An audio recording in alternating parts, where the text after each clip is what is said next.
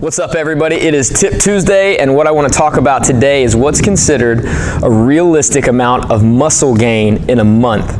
The important thing to start with is that the law of diminishing returns applies here. So what that means is the more advanced you are, the more you've been training, the longer you've been training, over time, the harder this process can be, or the less progress you're going to make as quickly as compared to when you first started out.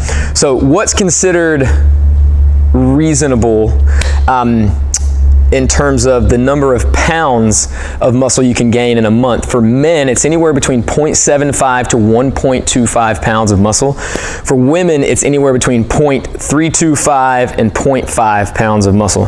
So this is not a ton of muscle that most of us at like an intermediate level are going to gain in a month. And that's important because you need to have perspective on that. If your goal is to just gain muscle, they're going to have to be in a calorie surplus. You're going to have to make sure you get tons of protein, and a lot of people struggle to do that. Gaining muscle, no matter what anybody tells you, is harder to do than losing fat.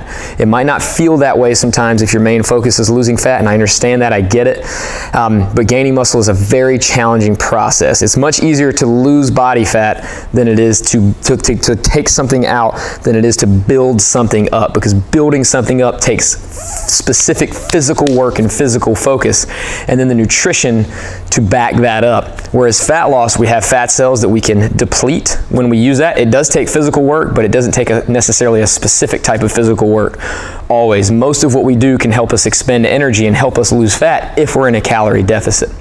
So today I was just hoping I'd give you a little bit of perspective. If you're trying to gain muscle, you know, a lot of us are on that train. I'm fighting that battle with you. I get it, it's tough. Don't get discouraged. Stick to whatever nutritional program you're on. Be consistent with it and ride it out. And just remember that any little gain in muscle per month is pretty solid, but those norms are pretty low. So